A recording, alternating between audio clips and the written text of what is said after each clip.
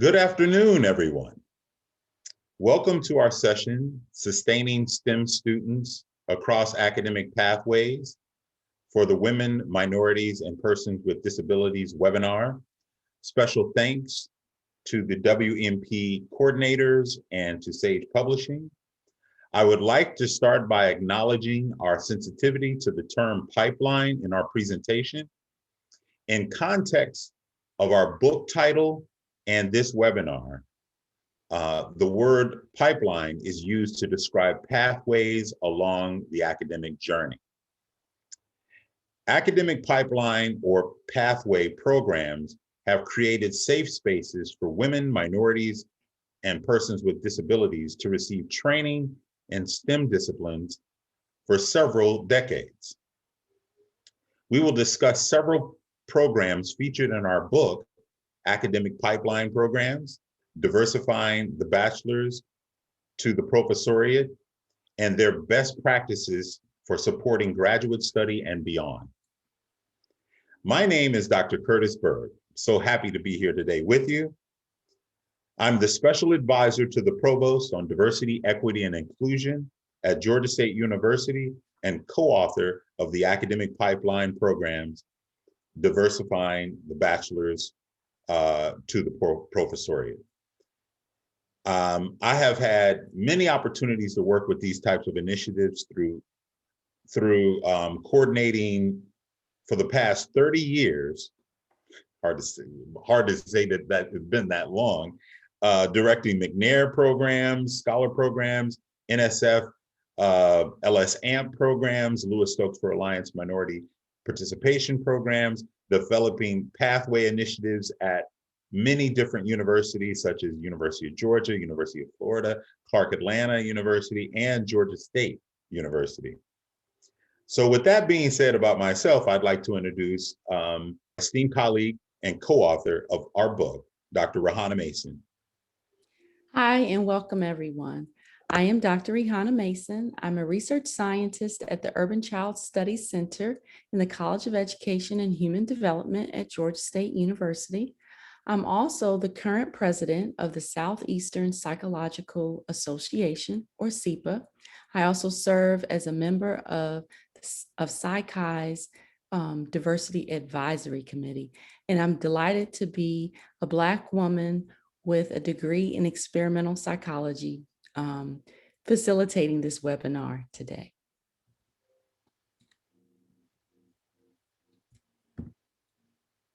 So to let you know what we'll be discussing today, we're going to start off by talking about STEM academic pathway programs and elements or components of those programs that make room for safe spaces.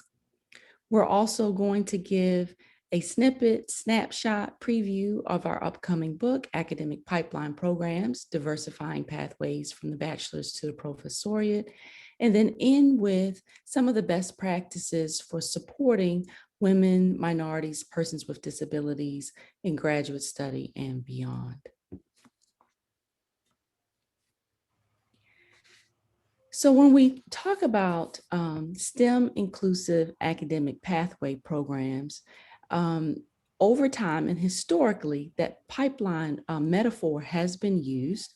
It has been reimagined in different ways to describe the academic journey from the K through 12 space all the way into academic or professional careers. One of the ways that it has been reimagined has been through a new metaphor, not calling it a pipeline per se, but a braided river. What you can see here from our diagram, we have it illustrated more as this winding funnel, where you can see even in the report released today that we have a number of women, minorities, persons with disabilities who start at the beginning of their journey in the pre-collegiate space. But then due to different circumstances, we see as we move throughout the collegiate space, there's still a need for support, but through inclusive course experiences, there is support for these groups, but there still needs to be more work.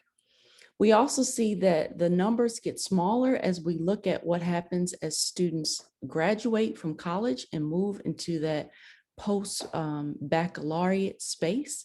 There are decisions that are made given life circumstances, internship possibilities, job possibilities. And so a lot of career choices that employ the STEM workforce have become attractive, so that the numbers then entering the graduate space are a bit smaller. And then once we're in this particular area, our human biases can then create unwelcoming training spaces. The programs that we're going to talk about today have instituted elements within their programming to deal and to provide empowerment, that climate then that provides a more supportive opportunity for students and professionals. David Asai talks about there's historically been, numbers that have not changed. And so what we really need to do beyond looking at the student-centered or professional-centered programming is to infuse the components at that level with institutional change. So if we unpack this braided pathway a little bit more, we can see starting at the beginning, there are a variety of informal STEM experiences where we introduce the careers of who we are. There's a need to have more diverse role models at the beginning, then moving into the community college space, and even our technical training. There are programs that then bridge our pathways into four-year colleges and universities.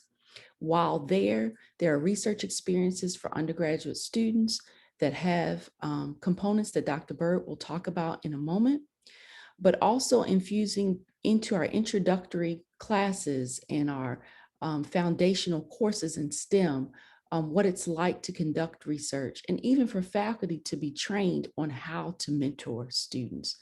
So we can see that mentored research becomes very important, and then later fellowships, apprenticeships, boot camps, and so forth, then support academics and professionals in graduate study, even within industry experiences, postdoctoral training, and then lastly into our professional and academic careers. It's interesting to note that the most recent report that was released earlier today shows that HBCUs are playing a key role in who is entering into the doctoral space, with about 23% of Black or African-American graduates obtaining their bachelor's degrees from HBCUs. And so I'm excited to be doing work along with Dr. Byrd at the HBCU STEM Us Center, where we're connecting how these student-centered, professional-centered, faculty supportive programs are then connected to the institutional culture within HBCUs. Now, you may be listening saying academic pathway programs are not new, and then you're also looking at the numbers. You may be also asking yourself, where do I find these programs? What are they? Where are they at my own institution? How do I become a part of these programs if they exist? We talk about at great lengths where these programs are and who they are. One of the ways that we're illustrating or bringing awareness to these academic STEM inclusive pathway programs is through our new Thrive inventory tool. It is a unique way that we can catalog what's happening within these programs and initiatives. We can look at where they are across different institutions. Our Thrive inventory is an acronym, THRIVE, stands for type, which gives us that different institutional look. History, a historical background, lets us look at the longevity and impact of programs, including who alumni are and where they are. research, looking at the research components, routines, and responsibilities of participants. And then very special letters in this dimension are I and V. These are two letters that represent components or factors that have been understudied: inclusion and identity, and voice. With identity, we look at ways in which social identity characteristics are affirmed within these programs. How is self-efficacy and identity being developed? For inclusion, we look at intentional inclusionary practices, ways in which sense of belonging is being fostered, and how is the climate creating the safe space, the climate where you can feel free to share your ideas and foster scientific innovation. We also look at V, which is voice, where we are looking at how voice is intentionally privileged, making opportunities to exchange ideas and transfer knowledge. This is the place where we're looking at how women, minorities, persons with disabilities are having a seat at the table with their scholarship and also decision-making. And then lastly, E stands for expectations. What not only are the expectations of those who participate in the programs, but here's where we capture the outcomes. And so looking across time, how are these programs moving us along that braided river pathway into jobs, internships, and the academy?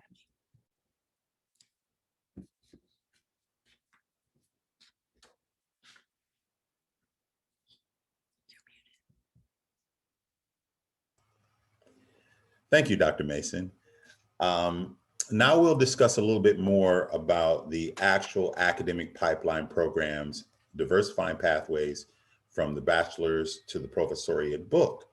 In our manuscript, we will discuss useful hallmark academic pipeline pathway and pipeline programs that support low-income first-gen, underrepresented minority and underrepresented groups in their collegiate journey and beyond. By the way, I'd like to let folks know to put any questions you may have in the chat, and we will provide 5 minutes at the end to answer those questions. So going more into detail about our book project, we're real excited because this is going to be a new resource for scholars, for practitioners, for parents, for students, for faculty and administrators around the nation to find out more about academic pipeline programs. It is going to be published by Lever Press. We're excited that it will become offered probably first online on an open access publication from Lever Press. We'll tell you more about the website where you can find it later. This wonderful picture that you see on the screen, as well as the picture over my right shoulder and over Dr. Mason's left shoulder, I believe, is an actual painting of this called We Will Excel, I believe is the name of our title. If I said it right, I should know the title. But we're really excited about the various dimensions of this book. The Academic Pipeline Program book is a peer-reviewed open access publication offered in paperback and online, which highlights long-standing programs to support and propel underserved populations and students in their academic journey. Chapter 1 will review and provide background and historical perspective of academic pipeline initiatives and the rationale for these initiatives. Chapter 2 through 5 will detail 5 to 6 initiatives, hallmark initiatives that supply mentorship, research opportunities, preparation for advanced study to the next level, professional development, and funding opportunities for various underserved populations.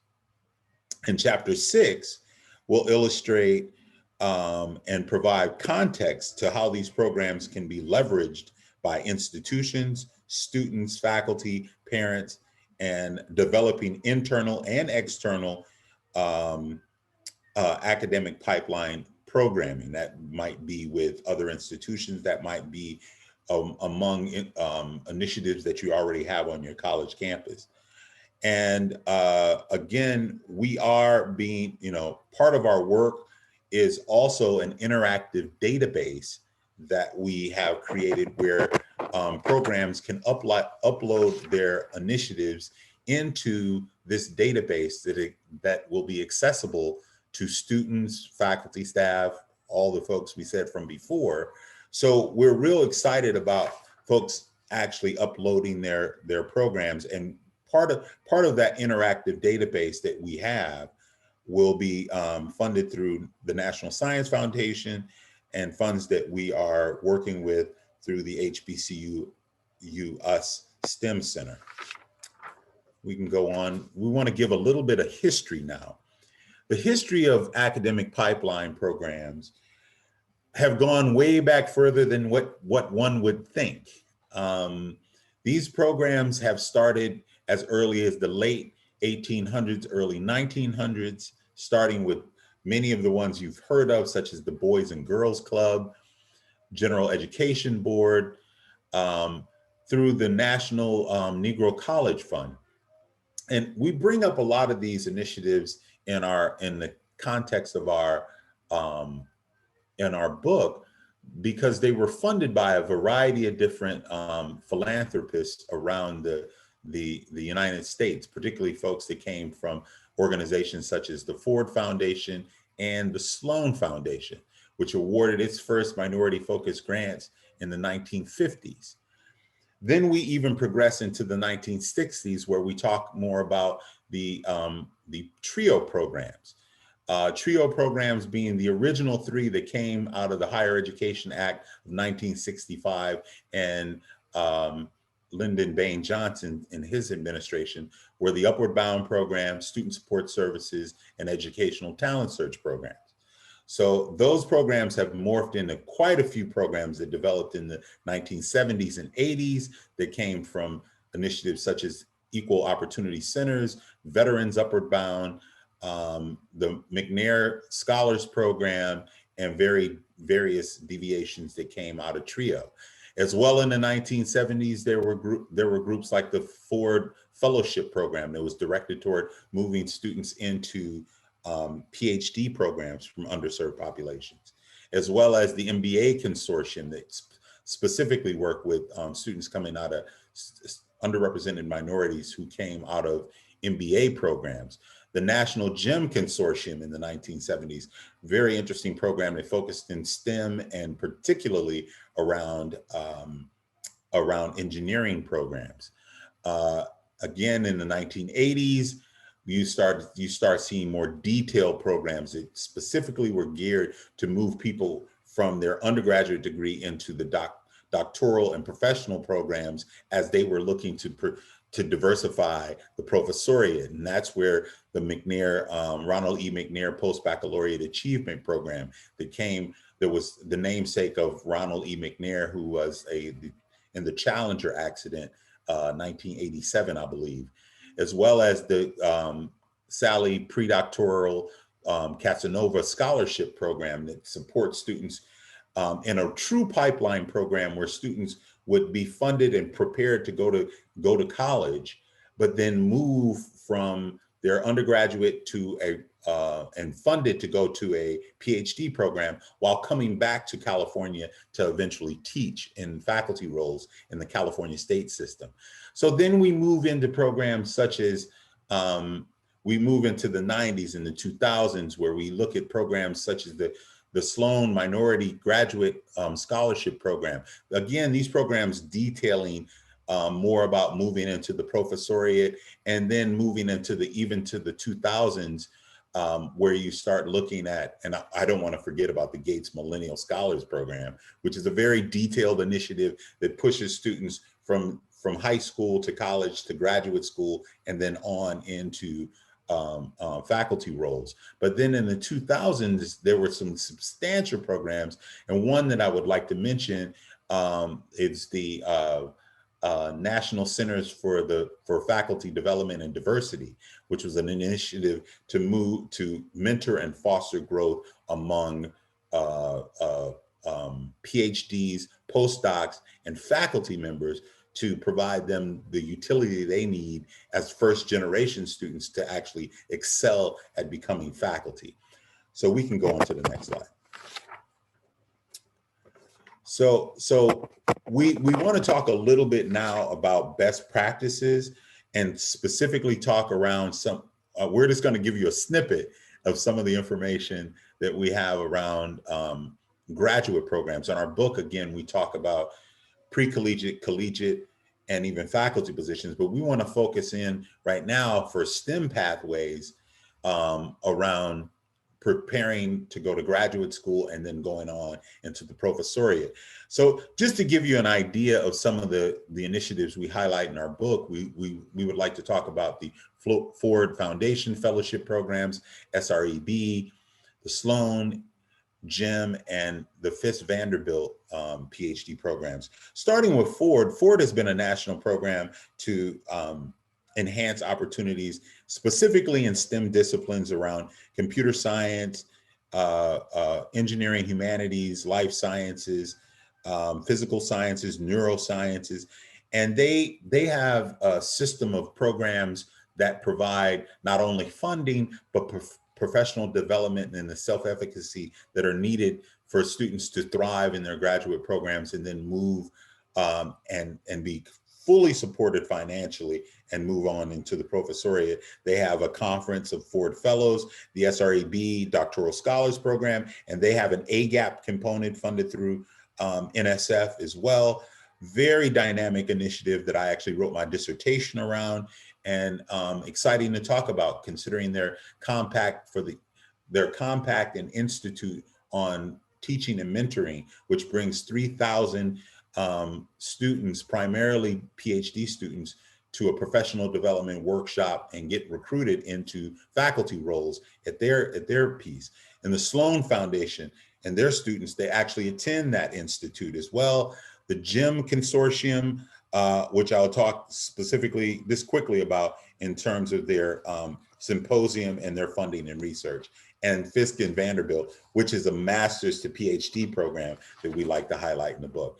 So I want to move on to the next slide because I'm trying to give us a little time at the end for question and answer. So let's go to common programmatic components of the academic pipeline. And this is one way we break down this using the Thrive Index. So specifically to the graduate and professional section of our book, we go into detail, but here are the common pieces that is the common thread across these things that have created pathway programs that have been successful in assisting low-income first-gen, underrepresented minorities and underrepresented groups in completing their academic journey, particularly in STEM disciplines, for the sake of what we're talking about today, and building culturally enriching communities. And these programs we highlighted again have been in existence for 10 to 40 years. And all programs in the book are that way. Mainly have been programs that have been around for at least 20 years. We're not taking anything away from all the amazing programs that are out there. But in our research, specifically, we're looking at consistencies in terms of workshop seminars, professional development, interviewing, preparing for graduate study, academic writing, and then preparing also for faculty positions, funding based on the research and writing that they do in these initiatives in their graduate programs, as well as training and research methodologies and learning what that means. What's so very important between identity and identity, inclusion, and voice, as Dr. Mason mentioned earlier, is to talk specifically around what do these programs do to affirm and create self-efficacy in the students that they have the wherewithal to persist in their doctoral programs and then go on and become faculty members, because it's a daunting journey to become an academic. So that sense of belonging that you get in the V, where you're getting mentorship, near peer, junior and senior faculty relationships are being built. Um, Partnerships between participants and alumni, um, developing safe spaces for interactions among participants and faculty and administration to kind of get the wherewithal and the gumption to be able to finish your doctoral programs. That's what these initiatives do provide. Building, as I said before, I'm kind of going out of order in going back to but building self-confidence, acknowledgement of success, collaborative research teams, building community of scholars. Those are the things that these programs are bringing to students to get them to the point that they can actually graduate and succeed, and producing higher retention rates, graduating folks, placing graduates in faculty positions, evaluations of these reports to be able to maintain their funding, and developing the sustained networks and cohorts to be able to move on into faculty posts and then survive as well. So I think I'm a couple of minutes over. So, but I would like to again thank Sage Publishing, and certainly like to thank Dr. Mason, my partner, and we will take any questions. It looks like we have a few in the chat. So yes, so there are two questions. I've answered one, but I want to answer it in the recording as well. One of the questions was, does our book include programs to help support faculty? And so as Dr. Byrd spoke, yes, and in fact, those programs are highlighted in Chapter 5. The second question is, what is the best way for allies to support these types of programs? And so I have an answer, and I'm sure Dr. Byrd also will have a perspective. But I will say, one of the reasons why we wanted to bring awareness and build a tool that lets you search with this added information is to seek out where these programs already are on your campuses, to become involved and to see what they're doing, to see what the culture that they're creating.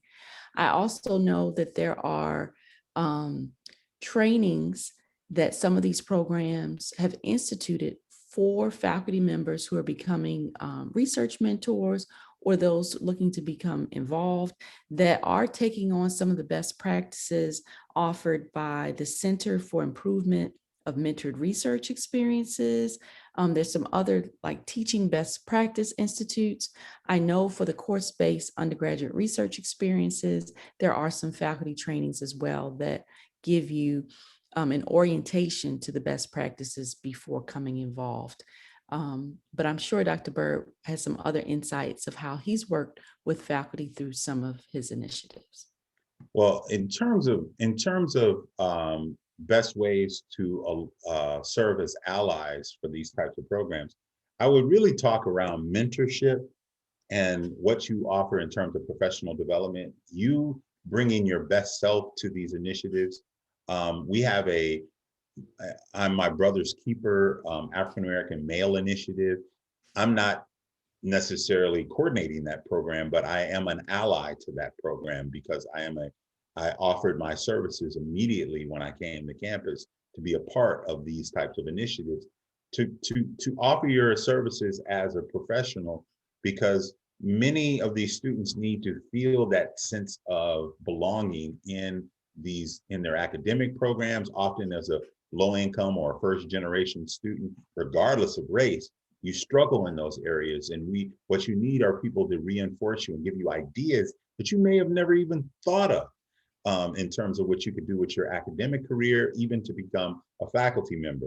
But also linking these programs together. If you're a coordinator of an initiative, maybe partnering with other types of initiatives that you have on campus.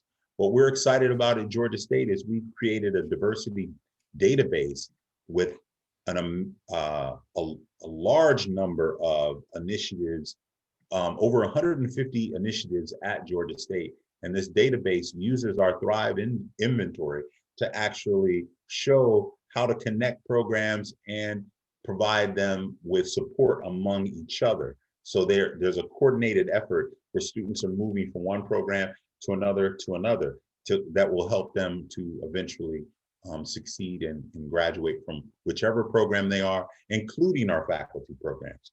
So I would like There's, to say, go on ahead. no, I was gonna say, we have one other question. I know we're at time, but go ahead.